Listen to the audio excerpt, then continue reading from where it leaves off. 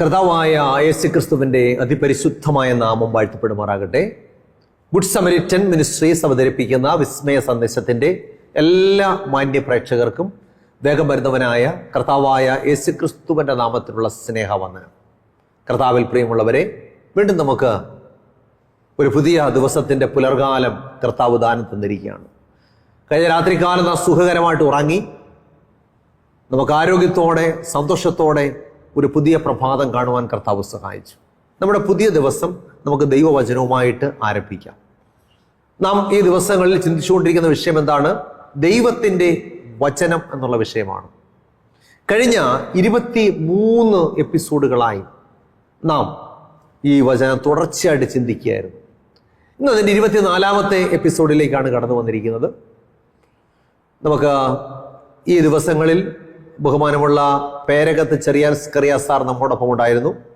കഴിഞ്ഞ എപ്പിസോഡുകളിലൊക്കെ അദ്ദേഹത്തിൻ്റെ സാന്നിധ്യം ഉണ്ടായിരുന്നു. വളരെ ആഴമേറിയ ദൈവവചന മർമ്മങ്ങൾ ദൈവത്തിൻ്റെ പരിശുദ്ധാത്മാവിലൂടെ അത് വെളിപ്പെടുത്തുവാൻ കർത്താവ് അവിടുത്തെ ദാസനെ കരങ്ങളിലെടുത്തു. ഇന്നും നമുക്ക് അദ്ദേഹത്തോട് ചില ചോദ്യങ്ങളൊക്കെ ചോദിച്ച് നമുക്ക് ഇന്നത്തെ എപ്പിസോഡ് ആരംഭിക്കാം.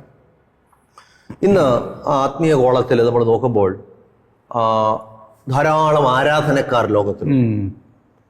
ചിലര് വെള്ളിയാഴ്ച ആരാധിക്കുന്നവരുണ്ട്, ഞായറാഴ്ച ആരാധിക്കുന്നവരുണ്ട്, ഇതിൻ്റെ ഇടയ്ക്ക് ഒരു കൂട്ടര് ശനിയാഴ്ച ആരാധിക്കുന്നുണ്ട്. അപ്പം ദൈവത്തിന്റെ വചനത്തിന്റെ അടിസ്ഥാനത്തിൽ ആരാധന, വിശുദ്ധ ആരാധന ഏത് ദിവസം ആയിരിക്കണം? വെള്ളിയാണോ, ശരിയാണോ, ഞായറാണോ, അതോ ഈ ഏത് ദിവസം ആരാധിച്ചാലും മതിയോ, കുഴപ്പമൊന്നും ഇല്ലയോ എന്നുള്ള ഒരു സംശയം പൊതുജനങ്ങൾക്കുണ്ട്. അപ്പൊ അതിനെക്കുറിച്ച് സാറിന്റെ അഭിപ്രായങ്ങളെന്ന് പറഞ്ഞാൽ കൊണ്ട്.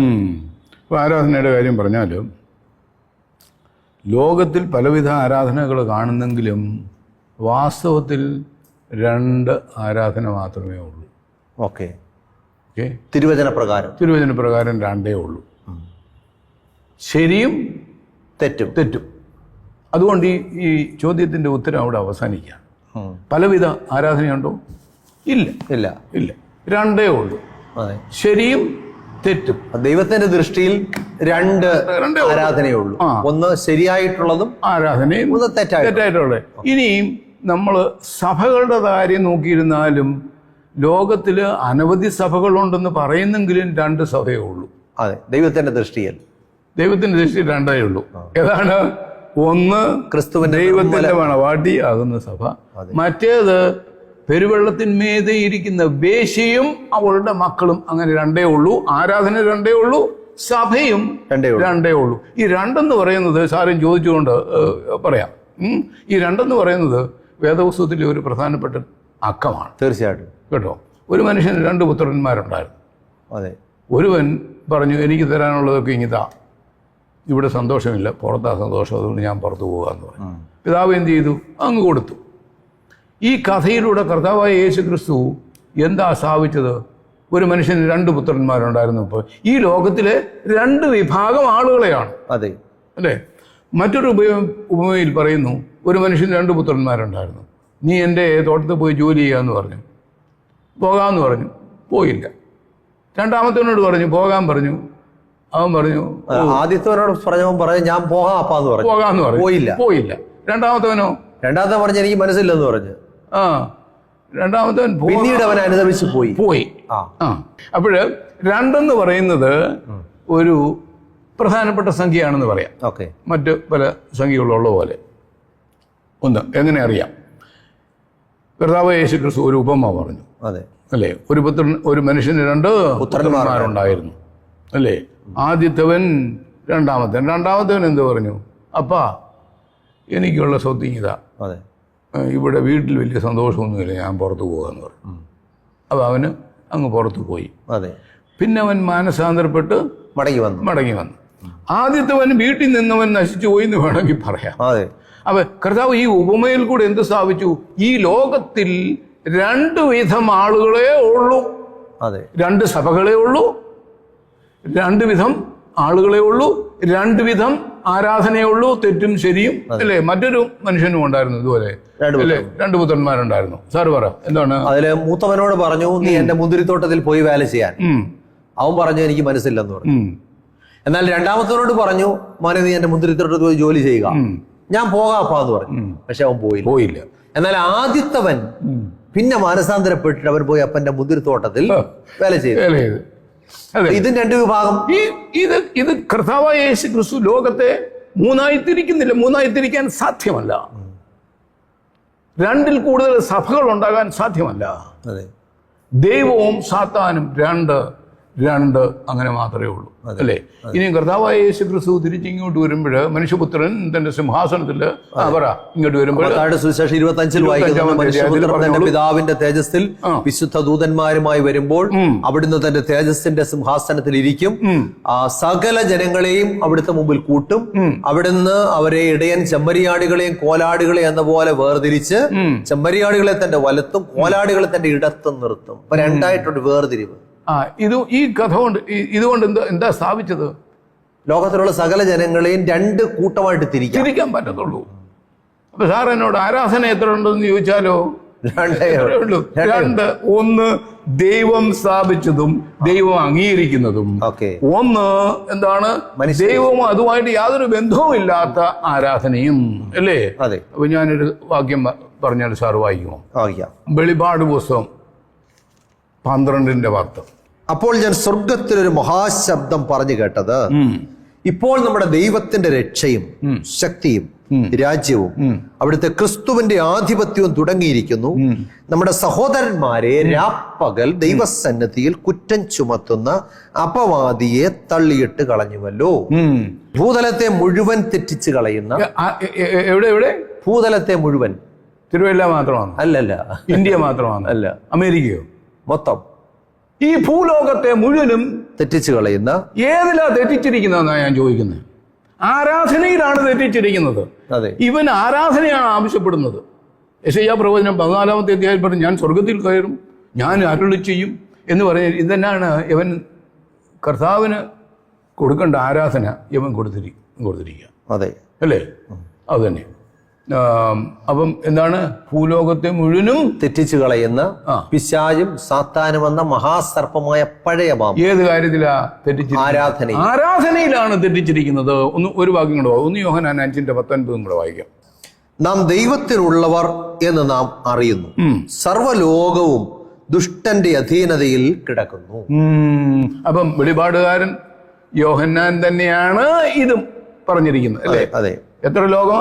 സർവ്വലോകവും ദുഷ്ടന്റെ അധീനതയിൽ. ഈ കാര്യമാണ് നമ്മൾ ഇന്ന് പഠിക്കാൻ പോകുന്നില്ലേ? ഒരു കാര്യം അതാണ്. സർവ്വലോകവും ദുഷ്ടന്റെ അധീനതയിൽ കിടക്കുന്നു. ഭൂലോകത്തെ മുഴുവനും തെറ്റിച്ചു കളയുന്ന പിശാച്, അല്ലേ? ഇനിയും ആരാധനയുടെ കാര്യത്തിലേക്ക് കടന്നു വരുന്നു. അതാണല്ലോ നമ്മൾ ചോദിക്കാൻ. പലവിധം ആരാധനയുണ്ട് എന്നുള്ള കാര്യം നമ്മൾ പറഞ്ഞു. ഓക്കെ. അപ്പോൾ സാർ നേരത്തെ പറഞ്ഞിട്ട് വെള്ളിയാഴ്ച ആരാധനയുള്ളവരുണ്ട്, ഞായറാഴ്ചയുള്ളവരുണ്ട്, ശനിയാഴ്ചയുള്ളവരുണ്ട്. ഇതിലേതാ ശരി ഏതാ തെറ്റെന്നുള്ളതാണ് മനുഷ്യൻ മനസ്സിലാക്കേണ്ട കാര്യം, അല്ലേ? അതിനെവിടെ പോകണം? ദൈവവചനത്തിലേക്ക് പോകണം, അല്ലേ? ശരിയും തെറ്റും തീരുമാനിക്കുന്ന ഒരു മാധ്യമമുള്ളൂ. ആ പറഞ്ഞ കൂടുതൽ സാറ് മറ്റൊരു കാര്യം പറഞ്ഞു. എന്താണെന്നറിയാം, നമുക്ക് എല്ലാ ദിവസവും ആരാധിച്ചുകൂടായോ എന്ന് ചോദിച്ചു. ശരിയാ, എല്ലാ ദിവസവും ആരാധിക്കാം, അല്ലേ? എല്ലാ ദിവസവും ആരാധിക്കാം. വീട്ടിലിരുന്ന് നമ്മൾ എല്ലാ ദിവസവും ആരാധിക്കുകയാണ്. രാവിലെ ആരാധനയുണ്ട്, വൈകിട്ട് ആരാധന. അപ്പൊ ആരാധനയ്ക്ക് അങ്ങനെ വേലിക്കെട്ടൊന്നുമില്ല. ഇല്ല. ആരാധന എന്ന് പറഞ്ഞാൽ മനുഷ്യ ജീവിത ശൈലിയാണിത് ആരാധന, അല്ലേ? നമ്മുടെ ജീവിത ശൈലി തന്നെ ഒരു ആരാധനയാണെന്ന് പറയാം. അതന്നെ. അപ്പോൾ അങ്ങനെയാണ് നിലയിൽ ഈ ഞായറാഴ്ച, ശനിയാഴ്ച, വെള്ളിയാഴ്ച എന്നുള്ള ചോദ്യം വരുന്നത് എന്താ? എല്ലാ ദിവസവും ആരാധനയാണെങ്കിൽ. അപ്പോൾ ദൈവനിയോഗമാണ് മനുഷ്യൻ സമൂഹമായി കൂടി വന്ന് ദൈവത്തെ ആരാധിക്കണം എന്നുള്ള കാര്യം ദൈവ നിയോഗമാണ്. അപ്പൊ അതിനെപ്പറ്റിയാണ് ചോദ്യം. ഇത് ശനിയാഴ്ച വേണോ, ഞായറാഴ്ച വേണോ, തിങ്കളാഴ്ച വേണോ, എപ്പം വേണോ എന്നുള്ള കാര്യം, അല്ലേ? അപ്പം ആരാധനയുടെ നിബന്ധനകൾ ദൈവത്തിൻ്റെതും ആരാധന മനുഷ്യൻ്റെതുമാണ്. അപ്പൊ മനുഷ്യൻ ദൈവത്തിന്റെ നിബന്ധന അനുസരിച്ച് ആരാധിക്കണം എന്നുള്ളതാണ്. അപ്പോൾ ഒരു ചെറിയ കൂട്ടം ആളുകൾ സാറ് പറഞ്ഞ പോലെ ശബത്തിൽ ആരാധന കഴിക്കും, ചിലർ ഞായറാഴ്ച ആരാധിക്കും, വെള്ളിയാഴ്ച. ഇത് ശരി ഏതാ നോക്കാം, അല്ലേ? അപ്പോൾ ഏത് കാര്യവും പഠിക്കുമ്പോൾ ഉൽപ്പത്തിയിൽ പോയി പഠിക്കുന്നതാണ് നല്ലത്, കേട്ടോ സാറേ? ചോദിക്കട്ടെ, ഞാൻ സാറിനൊരു പഴയ ഉദാഹരണം അനുസരിച്ച് ഇപ്പോൾ ഇമെയിലും ഒക്കെ അയക്കുന്നത് പഴയ കാലം ഞാൻ സാറിനൊരു എഴുത്ത് എഴുതുക, ബഹുമാനപ്പെട്ട ജോയ്മോൻ സാറ് എന്ന് പറഞ്ഞിട്ടില്ല, ഇങ്ങനെ എഴുതുക. സാറിന് ഈ എഴുത്ത് തുറന്നു കഴിയുമ്പോൾ എൻ്റെ മധ്യത്തിൽ മുതൽ വായിക്കുമോ, അവസാനത്തെ വായിക്കുമോ, മുകളിൽ മുതൽ വായിക്കും? ആദ്യം മുതൽ വായിക്കും. അങ്ങനെ വേദോത്സവം വായിക്കുമ്പോഴും ഏത് മുതൽ പഠിക്കണം? ഉൽപ്പത്തി മുതൽ തുടങ്ങണം. ഏത് പഠനവും ഉൽപ്പത്തിയിൽ പോയി പഠിക്കുന്നതാണ് നല്ലത്. അതുകൊണ്ട് നമുക്ക് ഈ ആരാധനയുടെ കാര്യത്തിൽ ഉൽപ്പത്തിയിൽ പോയി നോക്കാം. ഓക്കെ അല്ലേ? ശബത്തിൻ്റെ തുടക്കം എപ്പോഴാണ്? ശബത്തിൻ്റെ തുടക്കം എന്ന് പറയുന്നത് ആഴ്ചവട്ടത്തിൻ്റെ ആദ്യത്തെ ആഴ്ചയുടെ അവസാനമാണ്. സൃഷ്ടിച്ചു ഈ ഭൂമിയിൽ ദൈവം എന്ത് സൃഷ്ടിച്ചു? ശബത്തിനെ സൃഷ്ടിച്ചു, ഉണ്ടാക്കി, ഉളവാക്കി. അത് മറ്റെല്ലാ കാര്യങ്ങളും ചെയ്തതുപോലെ ഉണ്ടാക്കി, അല്ലേ? വായിക്കാം. ഉൽപ്പത്തി പുസ്തകം 2-ാമത്തെ അധ്യായത്തിന്റെ 1 മുതൽ 3 വരെ വായിക്കാം. ഇങ്ങനെ ആകാശവും ഭൂമിയും അവയിലുള്ള ചരാചരങ്ങളൊക്കെയും തികഞ്ഞു. താൻ ചെയ്ത പ്രവൃത്തിയൊക്കെയും ദൈവം തീർത്ത ശേഷം താൻ ചെയ്ത സകല പ്രവൃത്തിയിൽ നിന്നും 7-ാം ദിവസം നിവർത്തനായി.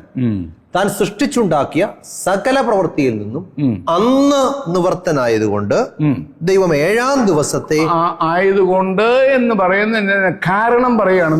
ദൈവം ശബത്ത് സൃഷ്ടിച്ചതിന്റെ കാരണം ദൈവം തന്നെ പറയുകയാണ്. ദൈവം 7-ാം ദിവസത്തെ അനുഗ്രഹിച്ച് ശുദ്ധീകരിച്ചു.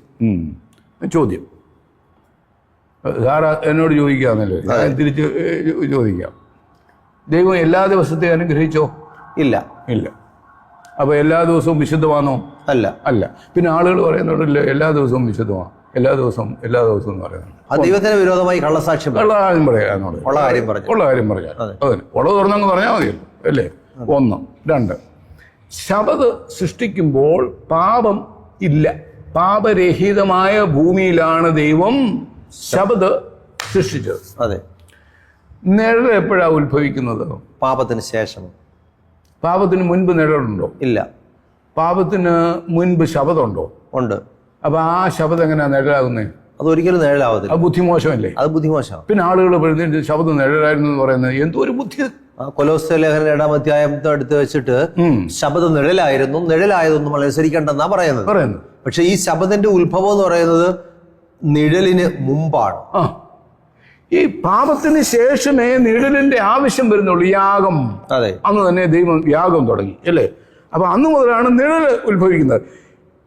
ഞാൻ പറയുന്ന പാപത്തിന് മുമ്പുണ്ടായിരുന്നു ശബദ്. ഇതെങ്ങനെ നിഴലാകുന്നേ? എന്തോ ഒരു ബുദ്ധിമോശമാ പ്രസംഗിക്കുന്നതെന്നാണ് എനിക്ക് ഞാനിത് ആരുടെ പാദപീഠത്തിലും പോയി ഇരിക്കാൻ എനിക്കൊന്ന് മനസ്സിലാക്കി തന്നാൽ മതി. സാധ്യമല്ല, ഭോഷത്തിനും മാത്രമാണ്. അപ്പൊ ശബദ് എന്താണ്? ആദിയിൽ പാപത്തിന് മുൻപ് തുടങ്ങി, അത് ദൈവത്താൽ സ്ഥാപിക്കപ്പെട്ടു. ഇനി എന്തിന് സ്ഥാപിച്ചു എന്നും കൂടെ നോക്കാം. എന്തിന് സ്ഥാപിച്ചു? ലേവ്യ പുസ്തകം 23:3. 6 ദിവസം വേല ചെയ്യണം, 7-ാം ദിവസം വിശുദ്ധ സഭായോഗം കൂടേണ്ടുന്ന സ്വസ്ഥതയ്ക്കുള്ള ശബദം. അപ്പൊ ഏത് ദിവസം? 7-ാം ദിവസം. ആര് തീരുമാനിച്ചതാ? ദൈവം തീരുമാനിച്ചതാ. മനുഷ്യന് മാറ്റാൻ പറ്റുമോ? പറ്റത്തില്ല. ഓക്കെ. ഇനിയും ഇത് വായിച്ചിട്ട് പറയും എന്താണെന്നറിയാമോ? അത് യഹൂദനോട് പറഞ്ഞതാ. അപ്പം നമ്മൾ കാണുന്നത് ശബത്ത് എന്ന് പറയുന്നത് എവിടെ കാണുന്നു? ഉൽപ്പത്തിയിൽ കാണുകയാണ്. അന്ന് യഹൂദനില്ലല്ലോ. പിന്നെങ്ങനെ ഇത് യഹൂദന് കൊടുത്തെന്ന് പറയുന്നത്? മറ്റൊരു ബുദ്ധിമോശം. അതെ, അല്ലേ? അതെ.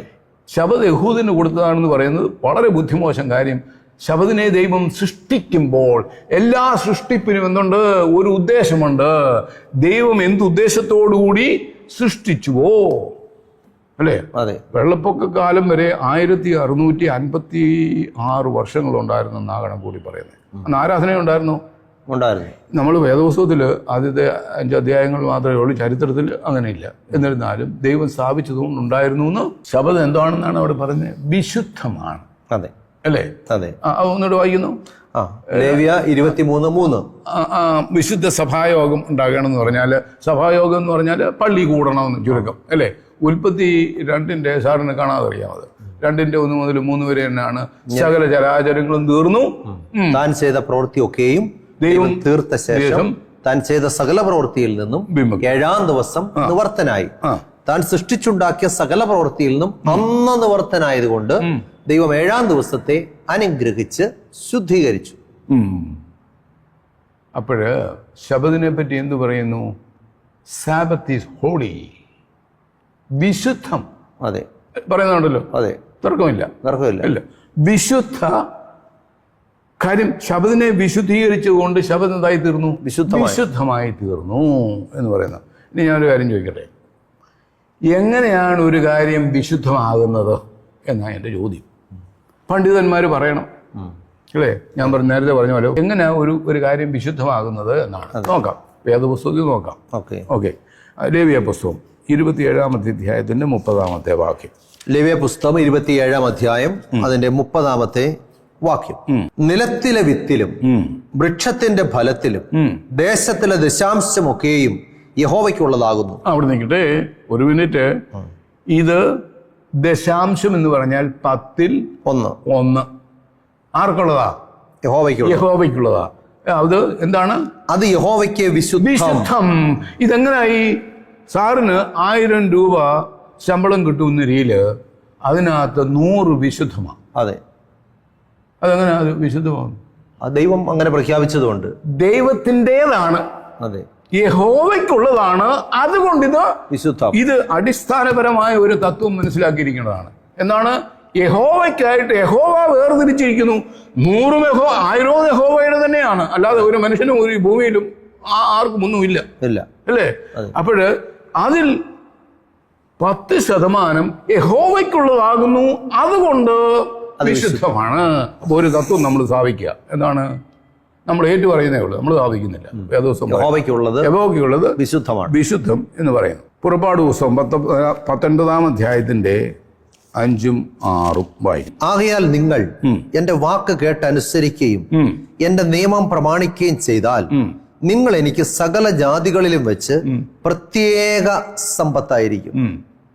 ഭൂമിയൊക്കെയും എനിക്കുള്ളതല്ലോ. നിങ്ങൾ എനിക്ക് പുരോഹിത രാജ്യത്വവും വിശുദ്ധ ജനവും ആകും. ഓക്കെ, ഈ ഭൂമിയിൽ എത്രയോ ഗോത്രങ്ങളും ഭാഷകളും ഒക്കെ കിടക്കാണ് അല്ലേ? അതെ. അപ്പൊ ഇസ്രായേല് വിശുദ്ധ ജനം. അവരെങ്ങനെ വിശുദ്ധ ജനമായതുള്ളത്? ദൈവം അവരെ തിരഞ്ഞെടുത്തു. അതുകൊണ്ട് വിശുദ്ധ ജനം, ദൈവത്തിന്റെ ജനം എന്ന് പറയുമ്പോൾ അത് ദൈവത്തിന്റെ ജനമായിരിക്കുന്നത് കൊണ്ട് അവരെ വിശുദ്ധ ജനം. അപ്പൊ അവർക്ക് മാത്രമല്ല, അതെ, അവരോട് ചേരുന്ന ഏകവും വിശുദ്ധരാകാൻ ദൈവം അവകാശം തന്നിരിക്കുന്നു അല്ലേ? അപ്പൊ നമ്മൾ വീണ്ടും ആ കാര്യം തന്നെ സ്ഥാപിക്കുന്നു. ദൈവത്തിന് അവകാശപ്പെട്ടതാണ് വിശുദ്ധം എന്നുള്ള കാര്യം. അതെ. ഇനിയും സെക്രിയ പ്രവാചകന്റെ പുസ്തകം 3-ാമത്തെ അധ്യായത്തിന്റെ 2-ാമത്തെ വാക്യമായി അവിടെ ഇങ്ങനെ വായിക്കുന്നു. യഹോവ സാത്താനോട്, സാത്താനെ, യഹോവ നിന്നെ ഭത്സിക്കുന്നു. യെരൂശലേമിനെ തിരഞ്ഞെടുത്തിരിക്കുന്ന യഹോവ തന്നെ നിന്നെ ഭത്സിക്കുന്നു. ഇവൻ തീയിൽ നിന്ന് വലിച്ചെടുക്കപ്പെട്ട കൊള്ളിയല്ലയോ എന്ന് കൽപ്പിച്ചു. അപ്പോഴ് നമ്മള് ഈ വിശുദ്ധ നാട് എന്ന് പറയുമ്പോ എന്തോ വരുന്നത്? അമേരിക്കയാണോ? അല്ല. ആഫ്രിക്കയാണോ? അല്ല. ഓസ്ട്രേലിയ അല്ല. വിശുദ്ധ നാടെന്ന് പറയുമ്പോൾ ഇസ്രായേൽ. ഞാൻ ചോദിക്കുന്ന ഈ ഒരു ഭാഗം ഭൂമി മാത്രം എങ്ങനെ വിശുദ്ധമായി? അതെ അല്ലേ? അത് യഹോവ തനിക്കായിട്ട് വേർതിരിച്ചെടുത്തത് കൊണ്ട് ഇതിനെ വിശുദ്ധം എന്ന് പറയുന്നു. 2 തിമോത്തിയോസ് 3-ാമത്തെ അധ്യായത്തിന്റെ 14-15 എന്നുള്ള വാക്യങ്ങൾ വായിക്കാം. തിമോത്തിയോസിന് എഴുതിയ 2-ാം ലേഖനം അതിന്റെ 3-ാം അധ്യായം 14-15 വാക്യങ്ങൾ. നീയോ ഇന്നവരോട് പഠിച്ച് എന്ന് ഓർക്കുകയും ക്രിസ്തുവേശുവിലുള്ള വിശ്വാസത്താൽ നിന്നെ രക്ഷയ്ക്ക് ജ്ഞാനിയാക്കുവാൻ മതിയായ തിരുവെഴുത്തുകളെ എന്ന് പറയുന്നത് ഹോളി സ്ക്രിപ്ചേഴ്സ് എന്നാ പറയുന്നത് അല്ലേ? ഇംഗ്ലീഷിൽ ഹോളി സ്ക്രിപ്ചേഴ്സ് ബാല്യം മുതൽ അറിയുകയും ചെയ്യുന്നത് കൊണ്ട് നീ പഠിച്ചും നിശ്ചയം പ്രാപിച്ചും ഇരിക്കുന്നതിൽ നിലനിൽക്കാം. ഓക്കെ, ഈ വേദപുസ്തകത്തെ നമ്മൾ എന്താ പറയുന്നേ? Holy Bible. ഇതെങ്ങനെ ഹോളിയായേ? സ്വർഗത്തിൽ നിന്ന് കൊണ്ടുവന്ന പേപ്പറാണോ ഇത്? അല്ല, ഈ ഭൂമിയിലുള്ളതല്ലേ. പിന്നെ ഇതെങ്ങനെ ശുദ്ധമായതെന്ന്? ഇത് അപ്പൊ ഈ പേപ്പറില്, സാധാരണ പേപ്പറില് ദൈവത്തിന്റെ വചനം എഴുതിയത് അച്ചടിച്ചപ്പോൾ ഇത് സാധാരണമായിരിക്കുന്നത് അസാധാരണമായി തീർന്നു. അതെ അതെ. അപ്പൊ നമുക്ക് ഒരു കാര്യം പഠിക്കാം. സാധാരണക്കാരന് എന്താക്കാം? വിശുദ്ധനാകാം, ഹോളിയാക്കാം എന്നുള്ള കാര്യം വേണമെങ്കിൽ പഠിക്കാം അല്ലേ? അപ്പം എന്താണ് ഒരു കാര്യം വിശുദ്ധമാകുന്നത്? ദൈവത്തിൻ്റെതെന്ന് പറഞ്ഞ് ദൈവം വേർതിരിച്ചിരിക്കുന്ന കാര്യങ്ങളെ മാത്രമാണ് വിശുദ്ധം എന്ന് പറയുന്നത്. നമുക്ക് മനസ്സിലാകുവാൻ എന്തൊക്കെ സാധിക്കുന്നു. വായിക്കാം ഒരു വാക്യം കൂടെ. പുറപ്പാട് പുസ്തകം 30-ാം അധ്യായം 22 മുതലുള്ള വാക്യങ്ങൾ. വിശുദ്ധ തൈലം എങ്ങനെ ഉണ്ടാക്കണമെന്നാ പറയുന്നത്. യഹോവ പിന്നെയും മോശയോട് കൽപ്പിച്ചതെന്തെന്നാൽ, മേത്തരമായ സുഗന്ധവർഗമായി വിശുദ്ധ മന്ദിരത്തിലെ തൂക്കപ്രകാരം 500 ശേക്കൽ അയഞ്ഞ മൂരും അതിൽ പാതി 250 ശേക്കൽ സുഗന്ധ ലവംഗവും 500 ശേക്കൽ വയണത്തൊലിയും 1 ഹീൻ ഒലിവെണ്ണയും എടുത്ത് തൈലക്കാരന്റെ വിദ്യപ്രകാരം ചേർത്തുണ്ടാക്കിയ വിശുദ്ധമായ അഭിഷേക തൈലമാക്കേണം. വിശുദ്ധ അഭിഷേക തൈലം എന്ന് പറഞ്ഞിട്ട് ഇത് എങ്ങനെയാ ഉണ്ടാക്കുന്നെന്ന് പറയുന്നു. താഴെ സാർ ഇങ്ങോട്ട് വായിച്ചപ്പോ ഇത് മനുഷ്യന്റെ ദേഹത്തില് ഒഴിക്കരുത്, അതിന്റെ കൂട്ടുപോലുള്ളത് വേറെ ഉണ്ടാക്കരുതെന്നും പറയുന്നു അല്ലേ. അപ്പൊ വിശുദ്ധമായത് സാധാരണക്കായിട്ട് ഉപയോഗിച്ചു കൂടാ എന്നൊരു തത്വം അവിടെ കാണുന്നുണ്ട്. അതെ അല്ലേ. വിശുദ്ധമായത് സാധാരണയ്ക്ക് ഉപയോഗിച്ചു കൂടാ, അത് ദൈവത്തിൻ്റെതാണ്. പുറപ്പാട് പുസ്തകം വായിക്കാം.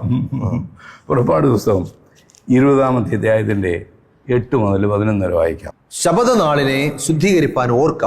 6 ദിവസം അധ്വാനിച്ച് നിന്റെ വേലയൊക്കെയും ചെയ്യുക. 7-ാം ദിവസം നിന്റെ ദൈവമായ യഹോവയുടെ ശബത്താകുന്നു. അന്ന് നീ നിന്റെ പുത്രനും പുത്രിയും വേലക്കാരനും വേലക്കാരത്തിയും നിന്റെ കന്നുകാലികളും നിന്റെ പടിവാതിൽക്കലകത്തുള്ള പരദേശിയും ഒരു വേലയും ചെയ്യരുത്. 6 ദിവസം കൊണ്ട് യഹോവ ആകാശവും ഭൂമിയും സമുദ്രവും അവയിലുള്ളതൊക്കെയും ഉണ്ടാക്കി. 7-ാം ദിവസം സ്വസ്ഥമായിരുന്നു. അതുകൊണ്ട് യഹോവ ശബത്ത് നാളിനെ അനുഗ്രഹിച്ച് ശുദ്ധീകരിച്ചു എന്ന് നമ്മൾ പല പ്രാവശ്യം വായിച്ചിട്ടുള്ളതാണ്. അപ്പൊ ശബത്ത് എന്താണ്? വിശുദ്ധമാണ്. യഹോവയുടെ ശബത്ത് എന്നാ പറയുന്നത്. അതെ അല്ലേ. അതെ. യഹോവയുടെ ഞായറാഴ്ച എന്ന് എവിടെയെങ്കിലും പറയുന്നുണ്ടോ? ഇല്ല ഇല്ല ഇല്ല. യഹോവയുടെ വെള്ളിയാഴ്ച എന്ന് പറയുന്നു ഇല്ല. ഓരോന്നിനെ പറ്റി പറയുന്നു. യഹോവ വിശുദ്ധ ശബത്ത് എന്ന് പറയുന്നു അല്ലേ. അപ്പം വിശുദ്ധ ശബത്ത് എന്ന് പറയുന്നത് എന്താണ്?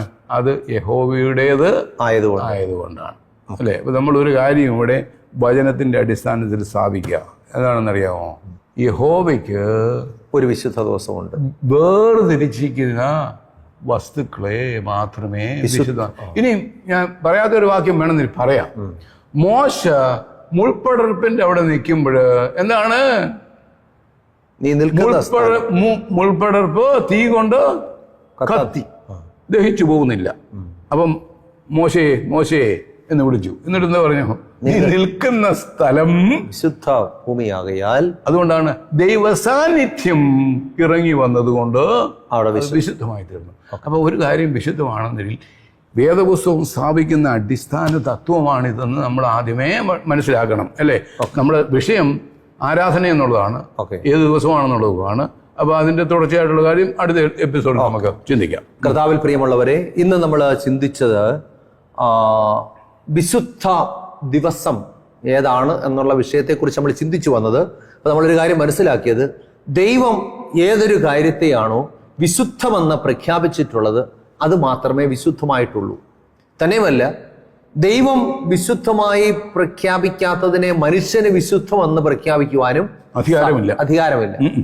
അപ്പൊ ദൈവം ഒരു ദിവസത്തെ വിശുദ്ധമെന്ന് പ്രഖ്യാപിച്ചു. നമ്മൾ ഉൽപ്പത്തി പുസ്തകത്തിൽ വായിച്ചു, ആഴ്ചവട്ടത്തിന്റെ 7-ാം ദിവസമായ ശനിയാഴ്ചയായ വിശുദ്ധ ശബത്തിനെയാണ് ദൈവം വിശുദ്ധമെന്ന് പ്രഖ്യാപിച്ചത്. അപ്പൊ ദൈവം പ്രഖ്യാപിച്ചു കഴിയുമ്പോൾ മനുഷ്യൻ അതിന് വിപരീതമായിട്ട് എല്ലാ ദിവസവും വിശുദ്ധമായിട്ട് പ്രഖ്യാപിക്കാൻ പാടില്ല. തെറ്റാണ്. അപ്പൊ ദൈവത്തിന്റെ കൽപ്പന, ദൈവത്തിന്റെ നിർണയം അത് 7-ാം ദിവസം വിശുദ്ധമാണ് എന്നുള്ളതാണ്. നാം അതിന് വിപരീതമായി പ്രവർത്തിക്കുമ്പോൾ നാം ദൈവത്തിന്റെ വഴി വിട്ടു പോകുന്നവരായിട്ട് മാറും. അതുകൊണ്ട് നമുക്ക് ഈ തുറന്നുള്ള എപ്പിസോഡുകളിൽ നമ്മൾ അതിനെക്കുറിച്ച് കൂടുതൽ ചിന്തിക്കുന്നതായിരിക്കും. അപ്പോൾ നമുക്ക് കൂടുതൽ കാര്യങ്ങൾ മനസ്സിലാക്കാനായിട്ട് സാധിക്കും. നമുക്ക് കേട്ട വചനത്തിനനുസരിച്ച് നന്നായിട്ട് ചിന്തിക്കുവാനും നല്ല തീരുമാനമെടുക്കുവാനും കർത്താവ് സഹായിക്കട്ടെ. നാം ദൈവം പ്രഖ്യാപിച്ച വഴിയിൽ നിന്നും വേറിട്ട വഴിയിലൂടെയാണ് സഞ്ചരിക്കുന്നതെങ്കിൽ ദൈവത്തിന്റെ വഴികളിലേക്കൊരു മടങ്ങി വരവ് നമുക്ക് ആവശ്യമാണ്. അതിനായിട്ട് നല്ല തീരുമാനമെടുക്കാം. ഞാൻ പ്രാർത്ഥിക്കാനായിട്ട് പോവുകയാണ്. കണ്ണുകളടയ്ക്കാൻ പ്രാർത്ഥിക്കാം. അടിയങ്ങളെ ആഴമായി സ്നേഹിക്കുന്ന ഞങ്ങളുടെ നല്ല ദൈവമേ, സ്വർഗസ്ഥ പിതാവേ, അടിയങ്ങളെ കേൾപ്പിച്ച മാറ്റമില്ലാത്ത തിരുവചനത്തിനായിട്ട് സ്തോത്രം. കർത്താവേ, അവിടുന്ന് അടിയങ്ങൾക്ക് തന്നിരിക്കുന്ന അവിടുത്തെ വചനത്തിനായിട്ട് സ്തോത്രം. കർത്താവിന് അടിയങ്ങളോട് എന്ത് പറയാനുണ്ടോ അത് അവിടുത്തെ വചനത്തിലൂടെ അടിയങ്ങൾക്ക് നൽകിയിരിക്കിയാൽ നന്ദിയോടെ സ്തോത്രം. അടിയങ്ങൾ ആ വചനം വായിച്ച് ഗ്രഹിച്ച് അതിനനുസരിച്ച് വിശുദ്ധ ജീവിതം നയിച്ച് കർത്താവിന്റെ വരവിനായിട്ട് നോക്കി പാർക്കുവാൻ അടിയങ്ങളെ സഹായിക്കണമെന്ന് പ്രാർത്ഥിക്കുന്നു. വചനം കേട്ട എല്ലാ പ്രിയപ്പെട്ടവരെയും കർത്താവ് അനുഗ്രഹിക്കണമേ. കർത്താവെ, കേട്ട വചനം ശിക്ഷാവിധിക്ക് കാരണമാകാതെ അത് നിത്യജീവന് മുഖാന്തരമായി തീരുവാൻ കർത്താവ് ഇടയാക്കണമേ. അതിനനുസരിച്ച് നല്ല തീരുമാനമെടുക്കുവാൻ പ്രിയപ്പെട്ടവരെ കർത്താവ് ഒരുക്കണമേ എന്ന് പ്രാർത്ഥിക്കുന്നു. ലോകത്തിൻ്റെ വഴികളിൽ നടക്കുവാനല്ല, കർത്താവെ, വചനത്തിൻ്റെ വഴികളിൽ നടക്കുവാൻ അവിടുന്ന് നിങ്ങളെ സഹായിക്കണമേ. ഇന്ന് വചനം ശുശ്രൂഷിച്ച അവിടുത്തെ ദാസനെ സമർപ്പിച്ച് പ്രാർത്ഥിക്കുന്നു. എല്ലാ അനുഗ്രഹത്താലും നിറയ്ക്കണമേ. അതുപോലെ ഇന്ന് കർത്താവെ, നിങ്ങൾ വചനം കേൾക്കുന്ന പ്രിയപ്പെട്ടവർ പലവിധമായ ഭാരങ്ങളിലൂടെയും പ്രയാസങ്ങളിലൂടെയും ഒക്കെ കടന്നു പോകുന്നവരുണ്ട്. അവരുടെയൊക്കെ പ്രശ്നങ്ങൾക്ക് എൻ്റെ കർത്താവ് പരിഹാരം വരുത്തണമേ. യേശു ക്രിസ്തുവിൻ്റെ ധന്യമുള്ള നാമത്തിൽ താഴ്മയായിട്ട് യാചിക്കുന്നു. പ്രാർത്ഥന കേൾക്കണം നല്ല പിതാവേ, ആമേൻ. കർത്താവിൽ പ്രിയമുള്ളവരെ, ദൈവമായ കർത്താവ് നമ്മെ സഹായിക്കട്ടെ. എല്ലാ ഞായറാഴ്ചയും രാവിലെ 6:30 ജയ് ഹിന്ദ് ചാനലിലുള്ള ഈ സംപ്രേഷണം നിങ്ങൾ കാണുക, കേൾക്കുക, മറ്റുള്ളവരോടും പറയുക. ദൈവ വചനത്തിൽ വളരുവാൻ ഇത് നമുക്ക് ഇടയാക്കട്ടെ.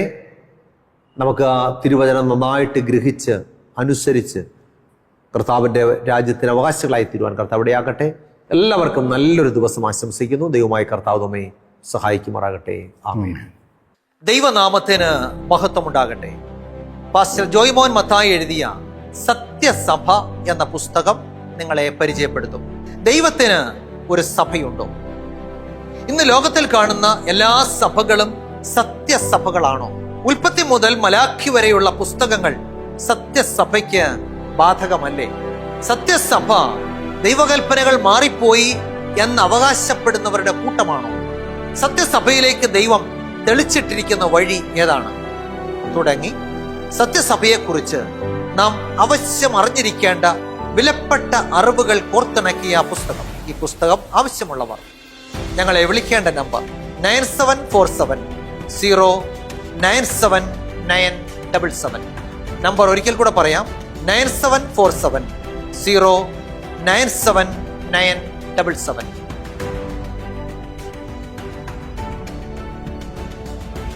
ശ്രീ പേരകത്ത് ചെറിയാൻസ്കറിയ എഴുതിയ ഒരു ഉത്തമ ഗ്രന്ഥം നിങ്ങളെ പരിചയപ്പെടുത്തും.